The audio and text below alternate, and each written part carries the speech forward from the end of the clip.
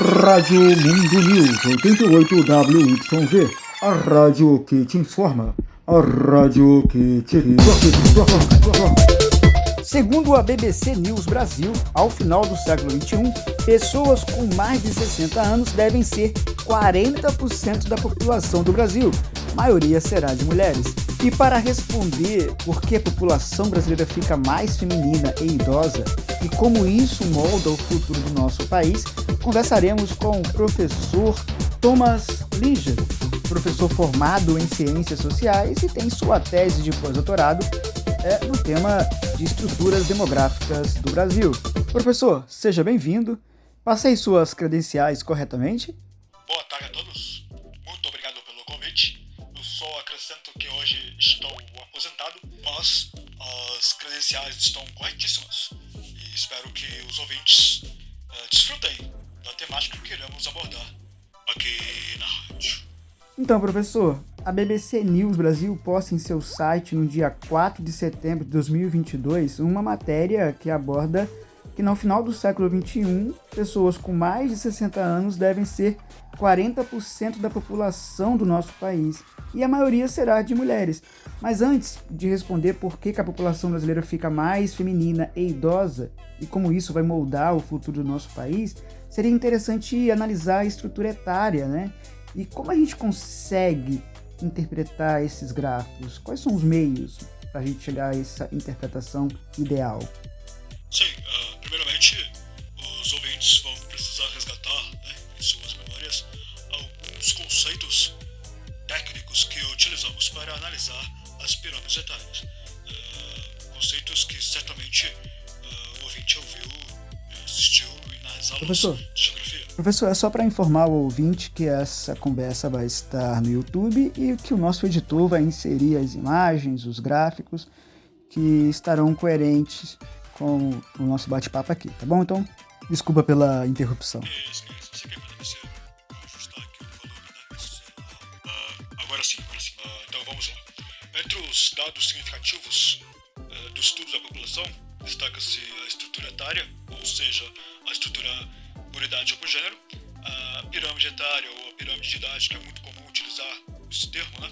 É um gráfico que expressa o número de habitantes e sua distribuição por sexo e idade, certo? Então, essa pirâmide é composta de 3 diferentes partes. Então, aí há uns primeiros conceitos básicos que o ouvinte vai precisar resgatar. Vamos lá.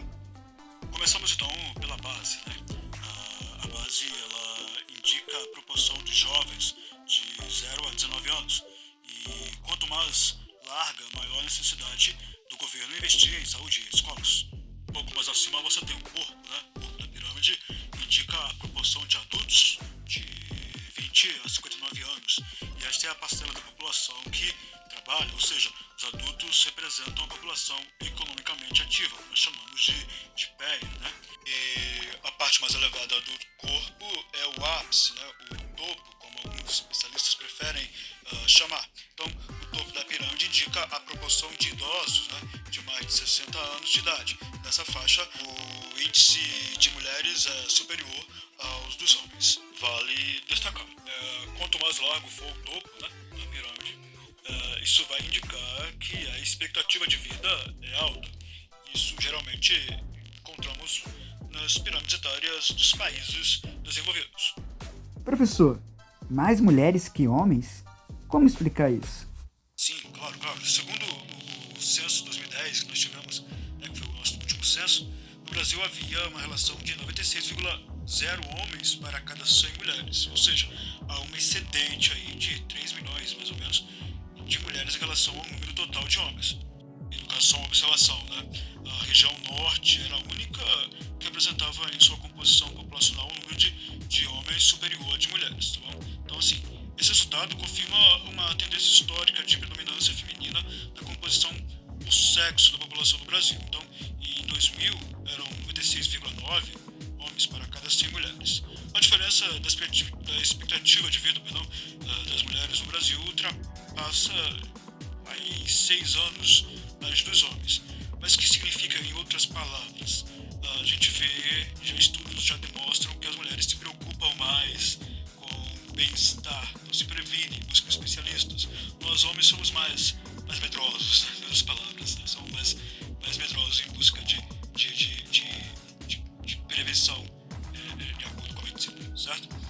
Concordo, professor. Nós somos medrosos mesmo, né?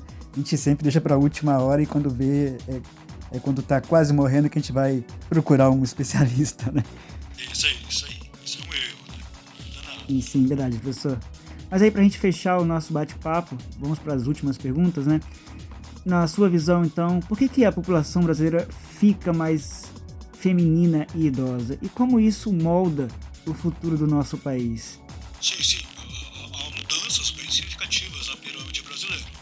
A base está se estreitando. Isso é um reflexo da diminuição da taxa de natalidade, que mostra que a população jovem está diminuindo.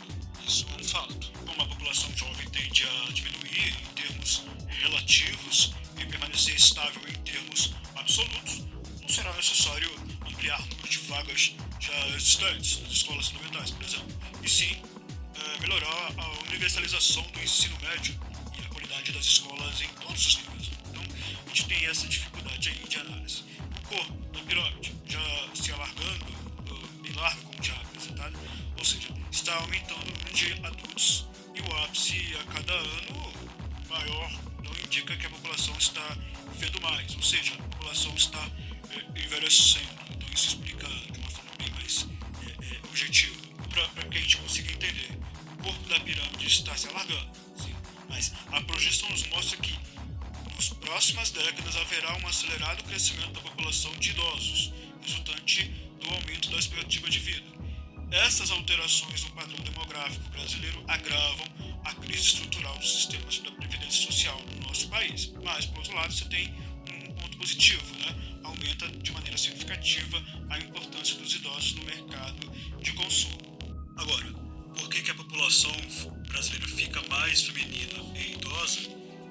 Tudo vai depender das melhores condições de vida da população. Então, por exemplo, políticas públicas, avanços tecnológicos promovem essas melhorias, tais como a escolarização, as campanhas de vacina, o ensinamento básico e os avanços na medicina. Então, nosso país está passando por isso, né? Então, se a gente pegar uma pirâmide etária de 1950 e comparar com uma de 2020, com mais recente, a gente vai ver que é nítido uma evolução estrutural na população do nosso país, devido principalmente aos investimentos de políticas públicas, educação, saúde e os avanços já citados por mim aqui.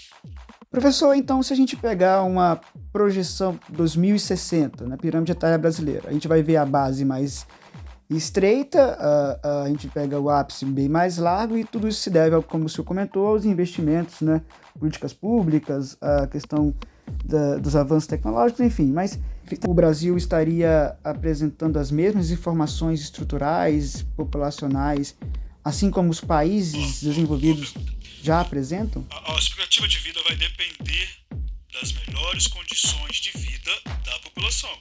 Então, se você pegar os índices dos melhores países desenvolvidos, você vai destacar em sua estrutura etária essa questão de ter o ápice bem mais largo por conter esses avanços aí, como nós citamos, certo? Ok, então, professor. Agradeço mais uma vez por sua participação. Foi bem esclarecedor. Espero que possa voltar para também debater outros assuntos, tá bom? Imagina, eu que agradeço. Qualquer coisa é só entrar em contato. Valeu, obrigado, vídeos. Muito bem. Faremos um breve intervalo e já retornaremos para concluir nossa programação. Então, calma aí que tem muita coisa ainda, hein? Então vamos lá? É isso aí.